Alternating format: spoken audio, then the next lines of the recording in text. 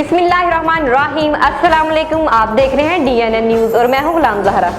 अब रुख करते हैं खबरनामे की तरफ।